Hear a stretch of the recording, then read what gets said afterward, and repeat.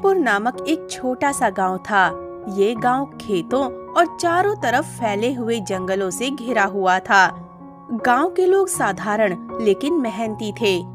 गांव की सुबह सूरज की पहली किरण के साथ ही जीवन से भर जाती। इसी गांव में एक टूटी फूटी कच्ची झोपड़ी में रहता था रोहन।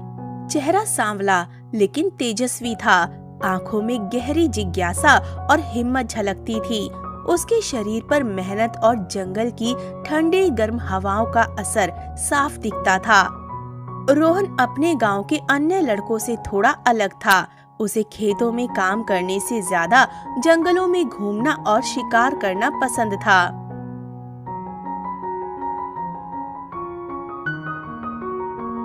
उसके साथ रहती थी उसकी माँ सरला। सरला विधवा थी। कई साल पहले रोहन के पिता, जो खुद भी शिकारी थे, एक बार जंगल में शिकार करने गए और वापस लौटकर कभी नहीं आए। गांव वालों ने खोजबीन की पर उनका कुछ पता नहीं चला। उसके बाद से सरला का संसार केवल उसके बेटे रोहन तक सिमट गया। गरीबी उनके जीवन का हिस्सा थी। घर कच्चा था, छप्पर जगह जगह से टपकता था और बरसात के दिनों में तो उनके लिए जीना दूभर हो जाता था।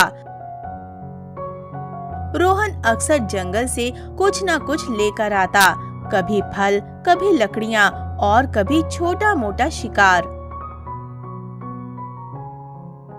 माँ, मैं जंगल जा रहा हूँ शिकार करने के लिए। हाँ ठीक है बेटा, तुम अपना ख्याल रखना और शाम होने से पहले ही घर वापस आ जाना। मैं तुम्हारा इंतजार करूंगी और तुम्हारी पसंद का खाना बनाकर रखूंगी।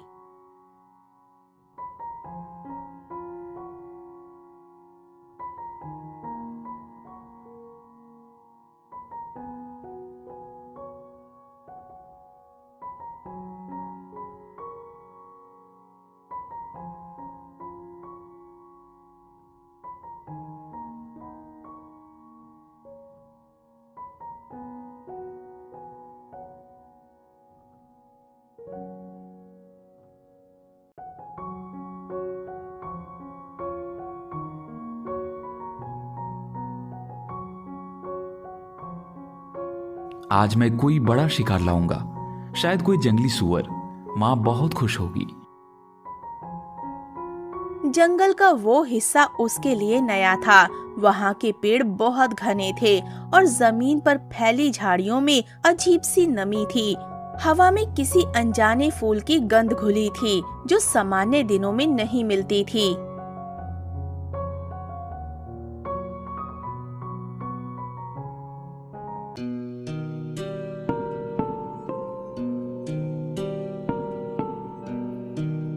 अरे यह क्या?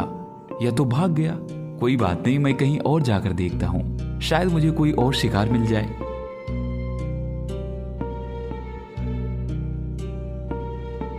जैसे ही उसने झाड़ियों के पार देखा, उसकी आंखें हैरान रह गईं। वहाँ एक हिरण खड़ा था, लेकिन वैसा हिरण उसने पहले कभी नहीं देखा था। उसका पूरा शरीर सफेद था, इतना चमकदार जैसे चांदी का बना हो। उसकी बड़ी बड़ी आंखें मोतियों जैसी दमक रही थीं। उसकी चाल इतनी हल्की थी कि लगता था जैसे हवा में तैर रहा हो। सफेद हिरण? मुझे तो अपनी आंखों पर विश्वास नहीं हो रहा है। क्या सच में मैंने अपनी आंखों से अभी एक सफेद रंग का हिरण देखा? मुझे समय नहीं बर्बाद करना चाहिए। अगर मैं इसे पकड़ लूं तो मेरी किस्मत बदल जाएगी। गांव वाले मुझे हमेशा याद रखेंगे और माँ को कभी किसी तकलीफ का सामना नहीं करना पड़ेगा। सफेद हिरण के पीछे जाना चाहिए। मैं आज इस सफेद हिरण को पकड़ कर रहूंगा। रोहन उस सफेद हिरण के पीछे पीछे जाने लगता है।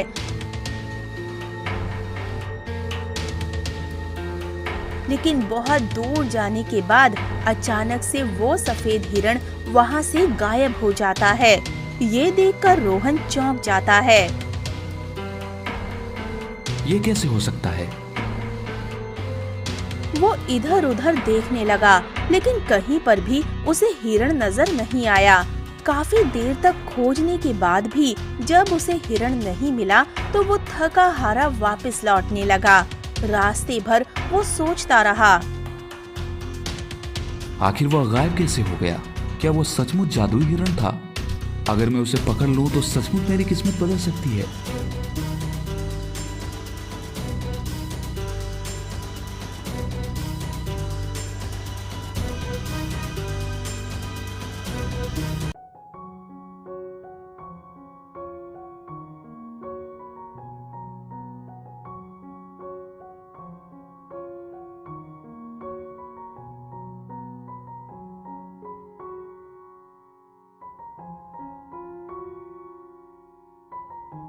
कहाँ रह गया था बेटा? मैं सुबह से तेरा इंतजार कर रही हूँ।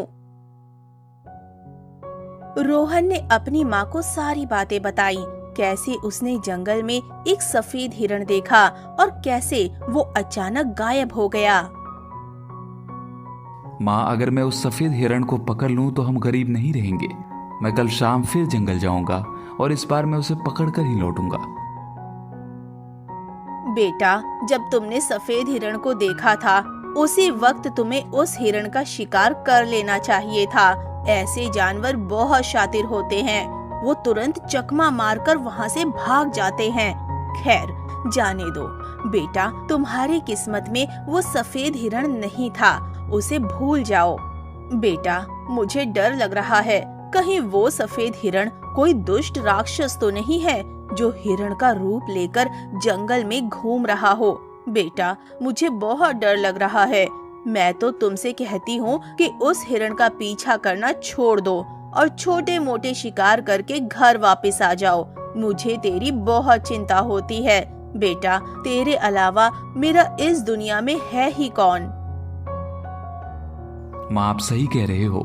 मुझे भी ऐसा ही लगता है कि वो सफेद हिरण कोई साधारण हिरण नहीं है, इसलिए तो मैं उसे पकड़ना चाहता हूँ। माँ, बड़े बड़े काम में छोटे मोटे रिस्क लेने ही पड़ते हैं, लेकिन आप चिंता मत कीजिए। मैं कल एक बार फिर उस जंगल में जाऊंगा और उस सफेद हिरण की तलाश करूंगा। अगर मैं नाकाम होकर घर लौट गया तो मैं दोबारा उस सफेद हिरण को पकड़ने के लिए नहीं जाऊंगा और छोटे मोटे शिकार कर घर वापस आ जाऊंगा।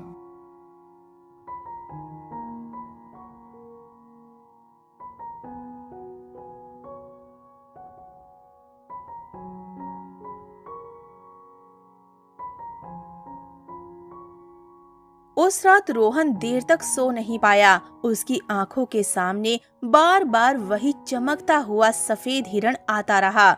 उसकी चाल, उसकी आंखों की चमक, उसका अचानक गायब हो जाना, सब कुछ किसी रहस्य जैसा था। वो सोच रहा था, ये कोई साधारण जानवर नहीं है, इसके पीछे जरूर कोई रहस्य है और मैं ये जरूर पता लगा कर रहूंगा।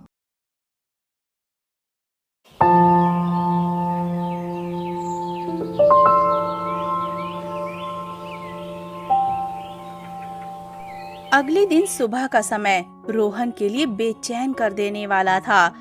उसने रात भर नींद की एक झपकी तक नहीं ली थी। उसके मन में बार बार वही चमचमाता सफेद हिरण घूम रहा था। उसकी आंखों की शांति, उसका अचानक गायब हो जाना और उस पल का रहस्य जिसने उसके दिल को झकझोर दिया था। वो बार बार खुद से कहता, अगर मैं उसे पकड़ लूं तो सब कुछ बदल जाएगा मेरा। माँ को अब और दुख झेलना नहीं पड़ेगा। मेरा नाम पूरे गांव में लिया जाएगा। मैं किसी से कम नहीं रहूंगा।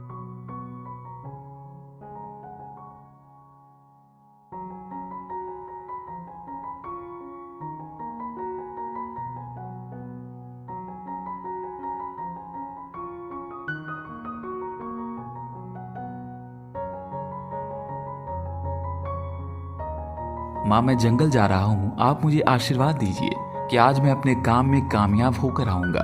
मैं आज उस हिरण को पकड़ लूं। माँ, मुझे आप अपना आशीर्वाद दीजिए। हाँ मेरे बेटे, मेरा आशीर्वाद तो हमेशा तुम्हारे साथ है। मैं हमेशा यही चाहूंगी कि मेरा बेटा अपनी जिंदगी में आगे बढ़े। लेकिन बेटा, मुझे तुम्हारी चिंता होती है, इसीलिए शाम होने से पहले ही घर वापस आ जाना और जंगल के ज्यादा अंदर मत जाना। ठीक है माँ, आप जैसा कहती है मैं वैसा ही करूंगा। अब मैं चलता हूँ। आप मेरा इंतजार कीजिएगा, मैं जल्द ही घर वापस आ जाऊंगा।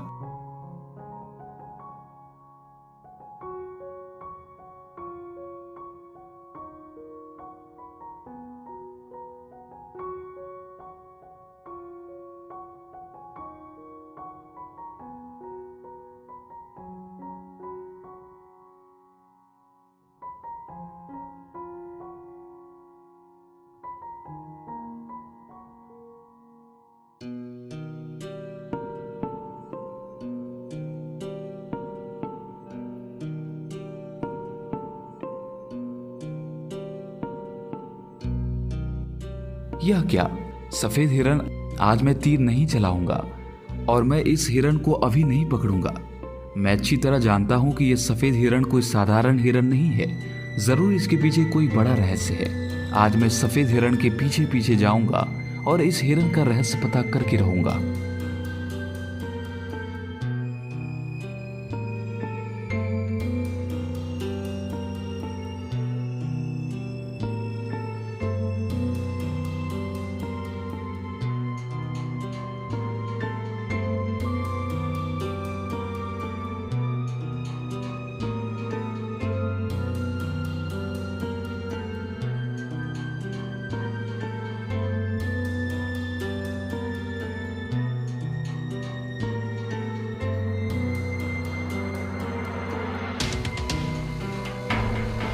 यह क्या? यह सफेद हिरन एक राजकुमारी बन गई। यह राजकुमारी तो इस राज्य की राजकुमारी है, इस महल की राजकुमारी है। राजकुमारी देखने में कितनी सुंदर है, फिर यह सफेद हिरन बनकर जंगल में क्यों घूमती है? जरूर इसके पीछे कोई ना कोई रहस्य होगा जो हम सब नहीं जानते हैं। लेकिन मुझे एक बात समझ में नहीं आ रही है कि राजकुमारी को हिरन बनने की क्या आवश्यकता है। तो कौन है? इस महल के पास क्या कर रहा है? मैं एक शिकारी हूं। मैं एक सफेद हिरन का पीछा करते हुए यहां तक आया हूं। सैनिकों ने एक दूसरे की ओर देखा और फिर जोर से हंस पड़े। सफेद हिरन, लगता है यह हमारी राज की बात जान गया है। चल, राजा के पास ले चलते हैं, वही तेरा फैसला करेंगे।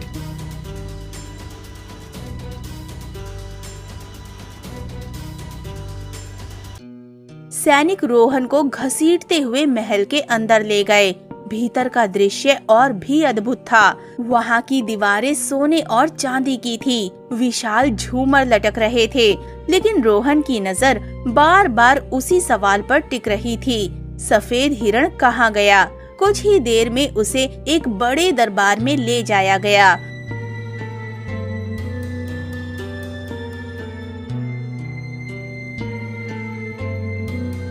वहाँ एक ऊंचे सिंहासन पर राजा बैठे थे। उनके चेहरे पर कठोरता और आंखों में तेज झलक रहा था।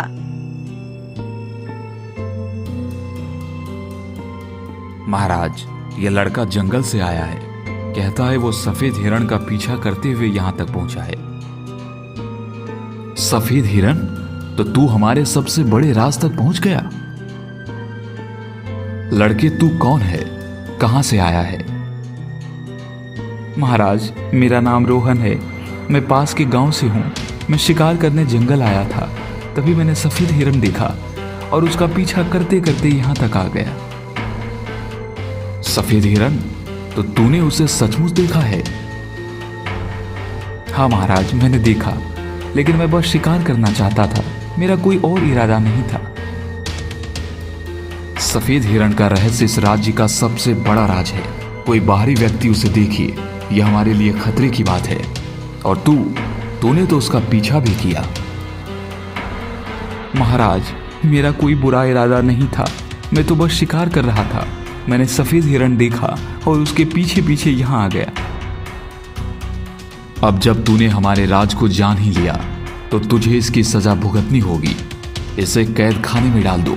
अब जब तूने राज देख लिया, तो तुझे कैद करना ही पड़ेगा। सैनिकों, इसे कैद खाने में डाल दो। ये महल कौन सा है? सफेद हिरण का इन लोगों से क्या रिश्ता है? और राजा मुझे क्यों इतना बड़ा अपराधी मान रहा है? महाराज, मैं वादा करता हूँ कि मैं किसी को कुछ नहीं बताऊंगा। मुझे छोड़ दीजिए। मेरी बूढ़ी माँ अकेली है, वो मेरे बिना जी नहीं पाएगी।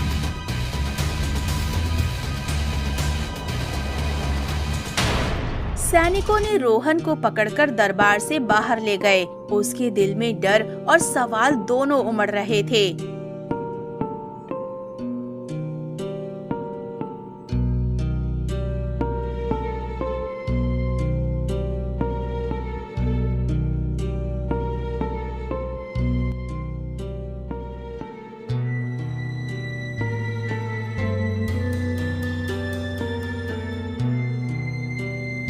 राजा के सैनिक रोहन को कारागार में बंद कर देते हैं और वहां से चले जाते हैं।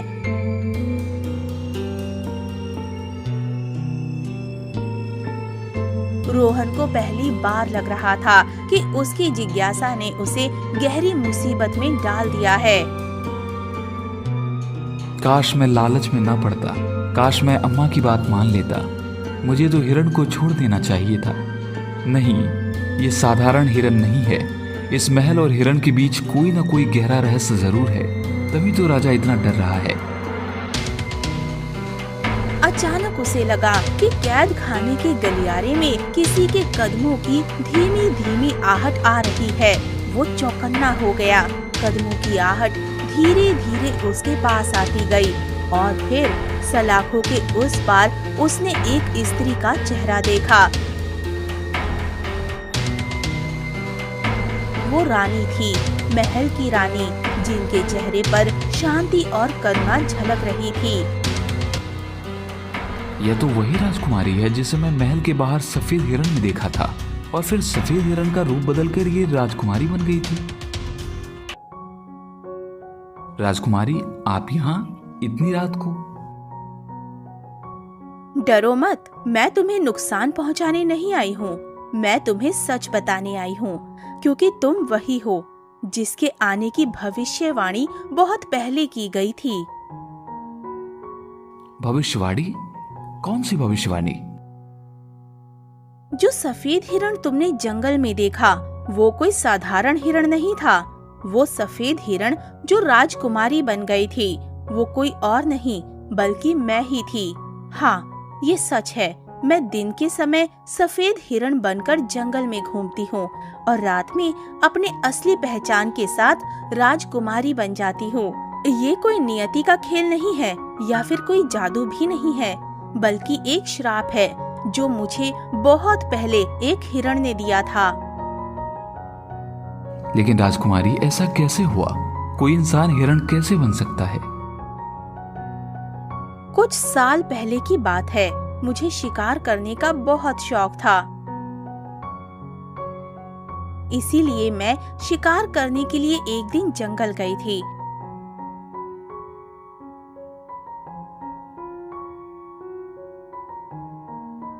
जंगल में बहुत तलाश करने के बाद मुझे तालाब के पास 2 हिरण पानी पीते हुए दिखाई दिए। मुझे शिकार करने का इतना शौक था कि मैंने कुछ भी नहीं देखा और उन दोनों हिरण में से एक हिरण को मैंने मार दिया। उसी वक्त उस हिरण की मौत हो गई। दूसरी ओर हिरनी, जो हिरण की बहन थी, उसके पास अद्भुत शक्ति थी। उस हिरण ने तुरंत एक परी का रूप लिया और गुस्से में मुझे श्राप दे दिया। उसने कहा, जैसे तूने मेरी बहन की जिंदगी छीनी है, वैसे ही तू अब इंसान होकर भी जानवर बनेगी। दिन में तू हिरण के रूप में जंगलों में भटकेगी और रात में अपने असली रूप में लौट आएगी। मैंने उससे बहुत मिन्नतें की, रोई, गिड़गिड़ाई, लेकिन उस हिरण ने कहा, तू तभी इस श्राप से मुक्त होगी जब कोई शिकारी तुझे मारने का इरादा करके भी दया दिखाएगा। इतना ही नहीं, मेरे बिछाए गए हर जाल को पार करने के बाद ही जब वो तुम्हारी जान बचाएगा, तभी तुम इस श्राप से मुक्त हो पाओगी।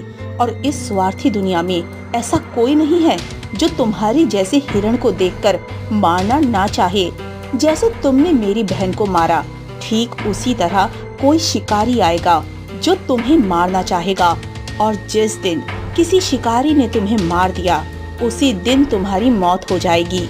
और अगर कोई भी शिकारी ने तुम्हें नहीं मारा, तुम्हें देखकर तुम पर दया दिखा दी, तो तुम इस श्राप से मुक्त हो जाओगी और तुम्हें जीवन दान मिल जाएगा।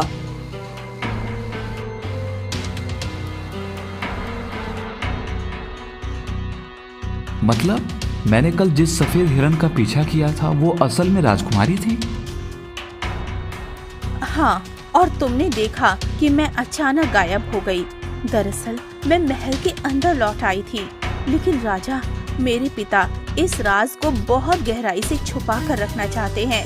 वे डरते हैं कि अगर किसी को पता चल गया तो राज्य की इज्जत मिट्टी में मिल जाएगी। राजकुमारी, मैं तो बस शिकार के लालच में था। मुझे नहीं पता था कि वो हिरण एक राजकुमारी है। अगर पता होता तो मैं कभी। शायद ये किस्मत का खेल है। तुम वही शिकारी हो जिसका इंतजार मैं बरसों से कर रही हूँ। तुम ही हो जो मुझे इस श्राप से मुक्ति दिला सकते हो। मैं? लेकिन कैसे? मैं तो बस एक साधारण गांव का लड़का हूँ। श्राप की शर्त ये है कि जब कोई शिकारी मुझे मारने का इरादा करे, लेकिन वो मुझे मार ना पाए, क्योंकि उस शिकारी को मुझ पर दया आ जाए और वो मुझे ना मारे।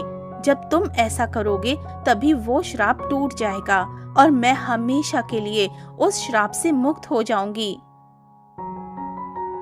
राजकुमारी, अगर मेरी वजह से आप उस श्राप से मुक्त हो जाओगी तो मैं आपकी मदद जरूर करूंगा। मैं तुमसे यह भी कहना चाहता हूँ कि जिस दिन मैंने आपको राजकुमारी बनते देखा था, उसी दिन मैं आपसे प्रेम करने लगा था और मैं आपको कभी भी मारना नहीं चाहता था। याद रखना, ये आसान नहीं होगा। जिसने श्राप दिया है वो अब भी उस जंगल में है और वो नहीं चाहती कि ये श्राप कभी भी टूट पाए। अगर उसे लगा कि तुम मेरी मदद करने आए हो तो वो तुम पर भी हमला कर देगी। राजकुमारी, मैं गरीब सही लेकिन कायर नहीं हूँ। अगर यह मेरे भाग्य में है तो मैं आपको इस श्राप से मुक्त करूं तो मैं पीछे नहीं हटूंगा। लेकिन मुझे सच जानकर बहुत पछतावा हो रहा है कि मैंने लालच में आकर आपका पीछा किया। मुझे यकीन है कि भगवान ने तुम्हें इसी काम के लिए चुना है। मैं तुम्हें यहाँ नहीं रहने दूंगी। मैं तुम्हें इस कैद से निकलवा दूंगी और उसके बाद तुम्हारी असली परीक्षा शुरू होगी। मैं इस रहस्य के अंत तक जाऊंगा और आपको इस श्राप से मुक्त करूंगा। राजकुमारी ने ताले में चाबी डाली और धीरे से उसे खोला। लोहे का दरवाजा खुल गया। हाँ, लेकिन ध्यान रखना, सिर्फ रात में तुम्हारे सामने मैं असली रूप में आऊंगी। दिन होते ही मैं फिर से सफेद हिरण बन जाऊंगी। सुबह का सूरज अभी पूरी तरह नहीं निकला था। आकाश हल्का सुनहरा हो रहा था। पक्षियों की चहचहाहट गूंज रही थी।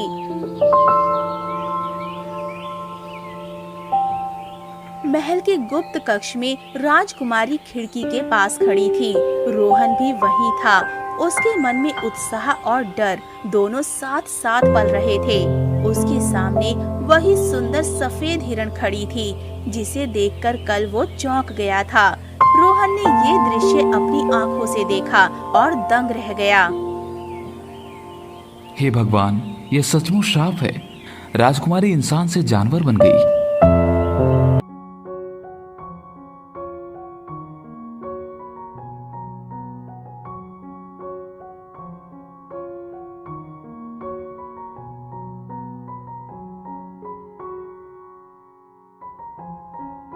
रोहन बार बार इधर उधर देखता रहा। पता नहीं कब और कहां से वो श्राप देने वाली हिरनी सामने आ जाए। हिरण राजकुमारी शांत भाव से आगे बढ़ती रही। कभी वो झाड़ियों में छिपे फूलों को देखती, कभी तालाब के किनारे रुककर पानी पीती। रोहन उसके पीछे खड़ा था, धनुष अपने कंधे पर लटकाए हुए। यह धनुष ही मेरी परीक्षा है। मुझे इससे उसका शिकार नहीं करना बल्कि उसे बचाना है।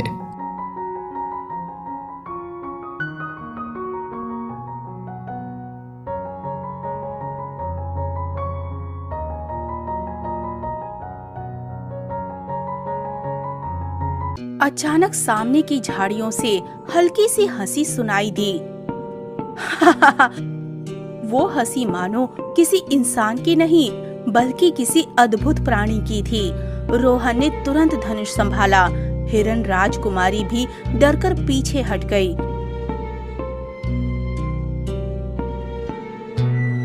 और तभी झाड़ियों के बीच से एक अद्भुत काली हिरनी बाहर निकली।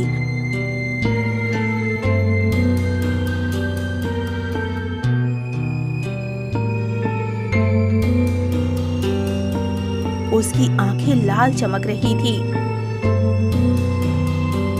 रोहन ने समझ लिया, ये वही है श्राप देने वाली हिरनी। तो आखिरकार वो शिकारी आ ही गया जिसके आने की भविष्यवाणी थी। हाँ लड़के, तेरा नाम रोहन है ना? हाँ, मैं रोहन हूँ और मैं यहाँ राजकुमारी को इस श्राप से मुक्त करने आया हूँ। मुक्त? कोई भी इस श्राप को नहीं तोड़ सकता। मैंने अपनी बहन को खोया है और अब ये राजकुमारी भी सारी उम्र उसी दर्द में तड़पेगी। कोई शिकारी उसकी मदद नहीं कर सकता। गलती इंसान से हुई थी और उसका प्रायश्चित भी इंसान ही करेगा। अगर मैं दया दिखाकर उसकी जान बचा सकता हूँ तो मैं यही करूँगा। तो तुझे पहले मेरी परीक्षा देनी होगी। अगर तू सच्चा है तो तुझे आज ही अपना साहस साबित करना होगा।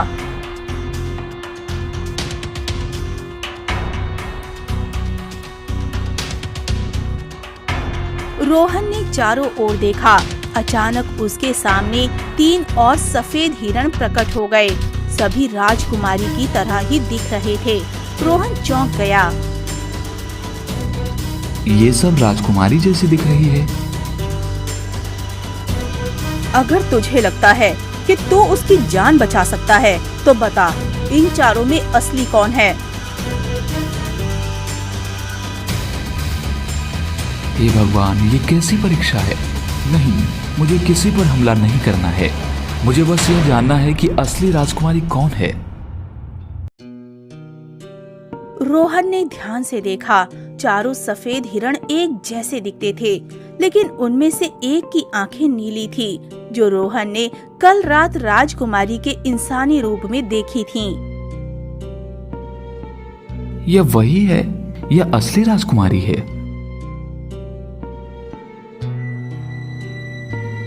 तूने सही पहचाना, लेकिन ये तो बस शुरुआत है रोहन।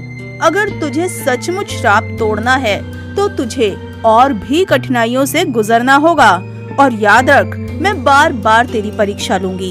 अगर कभी तूने लालच या डर के आगे घुटने टेक दिए तो राजकुमारी हमेशा के लिए हिरण बन जाएगी। डरिए मत, मैं आपके साथ हूँ। चाहे कितनी भी परीक्षाएं आए, मैं आपको मुक्त करके रहूंगा। राजकुमारी, वो काली हिरनी सचमुच बेहद शक्तिशाली है। उसने हमें धोखा देने की कोशिश की, लेकिन मैंने आपको पहचान लिया। हाँ, मुझे मालूम है। मैं तुम्हारी आंखों में भरोसा देख रही थी। यही वजह थी कि मैं डर नहीं रही थी।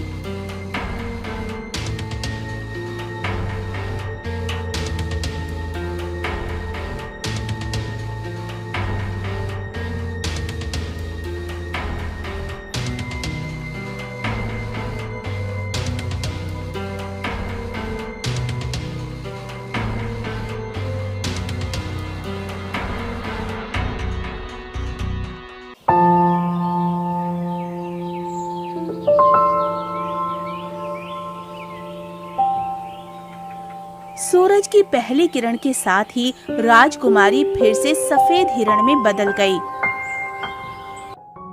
रोहन तैयार होकर उसके साथ जंगल की ओर निकल पड़ा।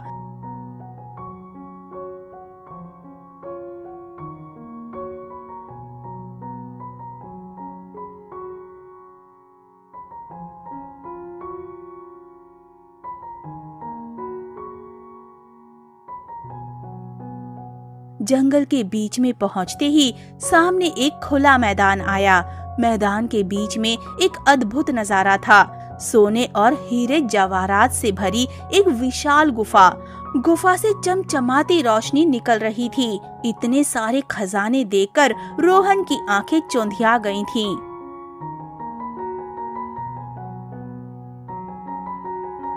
रोहन, तू गरीब शिकारी है। तेरी माँ तुझसे उम्मीद लगाए बैठी है। सोच, अगर तू इस खजाने को ले जाए तो तेरी जिंदगी बदल जाएगी। तुझे कभी भूख और गरीबी नहीं देखनी पड़ेगी। बस उस सफेद हिरण को छोड़ दे और ये खजाना ले ले।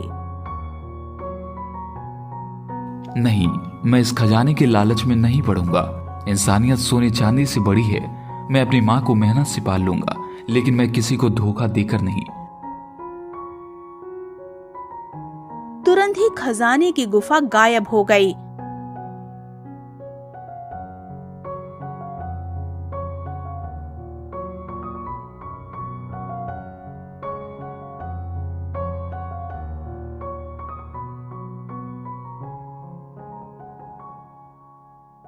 जंगल के किनारे पहुंचते ही अचानक रोहन ने अपने गांव के एक परिचित को देखा।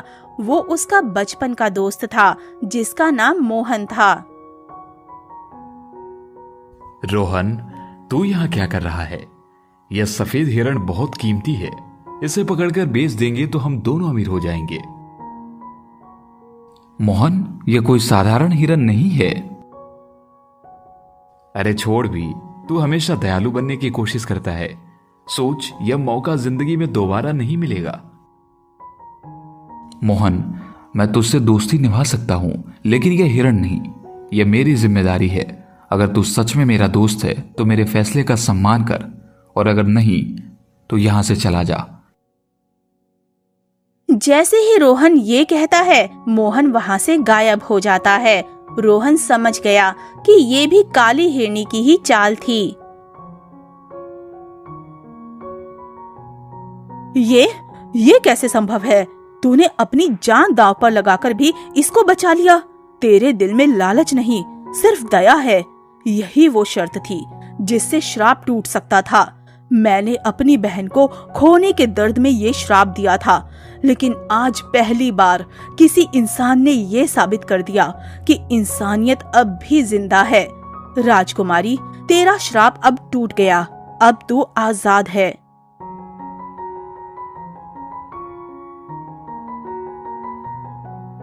जैसे ही काली हिरण ने ये सब कहा, सफेद हिरण चमकने लगी। उसकी देह से तेज रोशनी निकली और कुछ ही क्षणों में वो फिर से इंसानी रूप में बदल गई, लेकिन इस बार हमेशा के लिए। काली हिरनी अब शांत हो चुकी थी। उसका रूप बदलने लगा।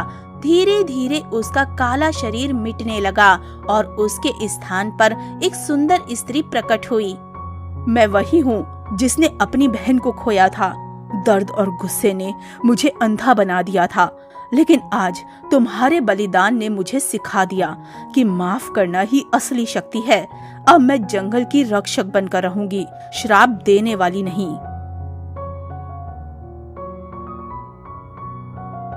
रोहन, आज से मेरी जिंदगी तुम्हारी है। तुमने मुझे दूसरा जन्म दिया है। नहीं राजकुमारी, यह तो बस इंसानियत का काम था, लेकिन अगर किस्मत चाहे तो मैं हमेशा आपके साथ रहूंगा। राजकुमारी, अब आप पूरी तरह से स्वतंत्र हैं। जंगल और महल अब आपका घर है।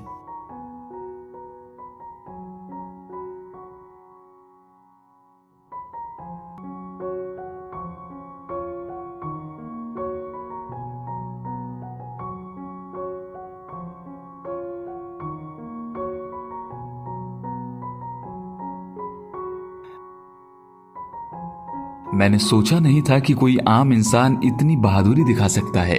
तूने न सिर्फ मेरी बेटी को श्राप से मुक्त किया, बल्कि हमारे राज्य की इज्जत भी बढ़ाई। अब तुझे राज्य का सम्मान दिया जाएगा। मैं तुम्हारी शादी अपनी बेटी से करना चाहता हूँ और इस राज्य का नया राजा मैं तुम्हें घोषित करता हूँ। और फिर रोहन और राजकुमारी की शादी हो जाती है। रोहन राज्य का नया राजा बन जाता है और अपनी माँ के साथ उस महल में खुशी खुशी रहने लगता है।